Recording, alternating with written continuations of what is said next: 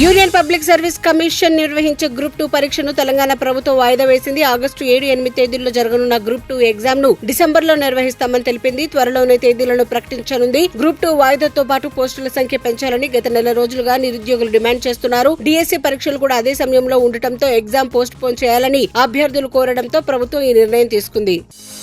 తెలంగాణలో కొత్త రేషన్ కార్డుల జారీపై మంత్రి ఉత్తమ్ కుమార్ రెడ్డి కీలక వ్యాఖ్యలు చేశారు. త్వరలోనే కొత్త రేషన్ కార్డులు ఇవ్వబోతున్నామని తెలిపారు. రేషన్ కార్డు, ఆరోగ్యశ్రీ కార్డులు వేర్వేరుగా ఇస్తామని తెలిపారు. మంత్రివర్గంలో కొత్త రేషన్ కార్డు మార్గదర్శకాలపై చర్చిస్తామని తెలిపారు. కొత్త రేషన్ కార్డులు ఎవరెవరికి ఇవ్వాలనే దానిపై చర్చించి మార్గదర్శకాలు ఖరారైన వెంటనే ప్రక్రియ ప్రారంభిస్తామని ఉత్తమ్ తెలిపారు.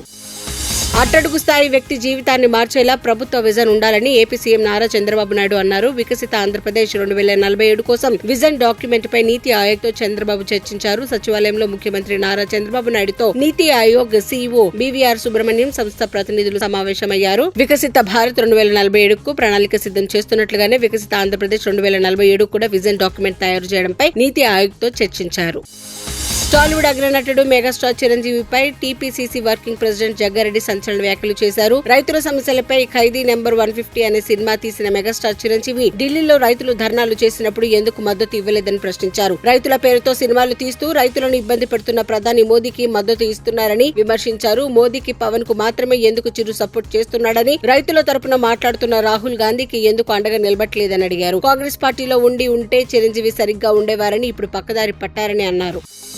తిరుమలకు వచ్చే భక్తులకు ఆత్మరక్షణ పేరిట కర్రలు ఇవ్వడం హాస్యాస్పదమని హోంమంత్రి వంగలపూడి అనిత అన్నారు. మెట్ల దారిలో భక్తులపై అడవి జంతువులు దాడి చేయకుండా వారు సురక్షితంగా తిరుమలకు వెళ్లేలా చర్యలు తీసుకుంటామని తెలిపారు. మెట్ల మార్గంలో ఫెన్సింగ్ ఉండాలని అధికారులకు సూచించారు. నడక మార్గంలో దర్శనం టోకెట్లు జారీని పునరుద్ధరించాలని ఆదేశించారు. తిరుమల శ్రీవారిని దర్శించుకునేందుకు వంగలపూడి అనిత అలిపిరి నుంచి కాలినడకన బయలుదేరి వెళ్లారు. సచివాలయంలో ముఖ్యమంత్రి రేవంత్ రెడ్డిని మహంకాళి ఆలయ అర్చకులు మర్యాదపూర్వకంగా కలిశారు. సికింద్రాబాద్ మహంకాళి బోనాల ఉత్సవాలకు రావాలని సీఎం కు ఆలయ అర్చకులు ఆహ్వానం అందించారు. ఈ కార్యక్రమంలో రాజ్యసభ సభ్యులు అనిల్ కుమార్ యాదవ్, దేవాదాయ శాఖ commissioner Hanumantha Rao, GHMC mayor Vijayalakshmi తదితరులు ఉన్నారు. ఈ నెల 21న ఉదయం 10 గంటలకు బోనాల ఉత్సవాల్లో భాగంగా అమ్మవారి దర్శనార్థం మహంకాళి ఉజ్జయిని దేవాలయానికి వచ్చి అమ్మవారికి మొక్కులు చెల్లించుకోవాలని వారు విజ్ఞప్తి చేశారు. కండిషన్లో లేని వాహనాలు ఇచ్చారని, భద్రత తగ్గించారని మాజీ సీఎం జగన్, ఆయన పార్టీ నేతలు చేస్తున్న ప్రచారాన్ని ఏపీ రాష్ట్ర ప్రభుత్వం తప్పుపట్టింది. జగన్ కు ప్రస్తుతం Z+ సెక్యూరిటీ ఇచ్చే భద్రత ఉందని పోలీస్ శాఖ తెలిపింది. వాహనం ఫిట్నెస్ పై వైసీపీ చేస్తున్న ఆరోపణలు ప్రభుత్వం తోసిపుచ్చింది. జగన్ కు కేటాయించిన వాహనం పూర్తి ఫిట్నెస్ తో ఉందని, కండిషన్ చూసిన తర్వాతే వీఐపీకి కేటాయించామని అధికారులు స్పష్టం చేశారు. సౌకర్యంగా లేదని, జగన్ కారు దిగి వాహనం ఫిట్ గా లేదనే ప్రచారం చేయడం తగదంటున్నారు.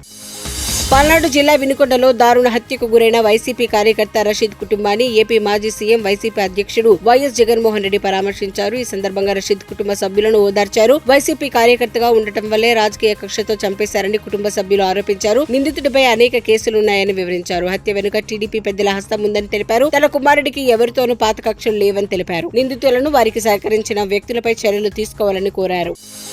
శవాలతో రాజకీయాలు చేసే మీ విష సంస్కృతికి ప్రజలు ఇచ్చిన తీర్పే ఈ ఎన్నికల ఫలితాలని అర్థం చేసుకోకపోతే ఎలా అని వైసీపీ అధినేత జగన్ పై ఏపీ మంత్రి నారా లోకేష్ ధ్వజమెత్తారు. నేరాలు చేసి వాటిని ఇతరులపైకి నెట్టే కపట నాటకాలకు కాలం చెల్లిందని హెచ్చరించారు. వినుకొండలో షేక్ రషీద్ హత్యను ప్రస్తావిస్తూ ట్విట్టర్ వేదిక జగన్ చేసిన పోస్టును తీవ్రంగా ఖండించారు. రాష్ట్రంలో ఎక్కడ ఏం జరిగినా హత్య రాజకీయాలంటూ ప్రభుత్వానికి అంటగట్టే ప్రయత్నం జగన్ చేస్తున్నారని దుయ్యబట్టారు.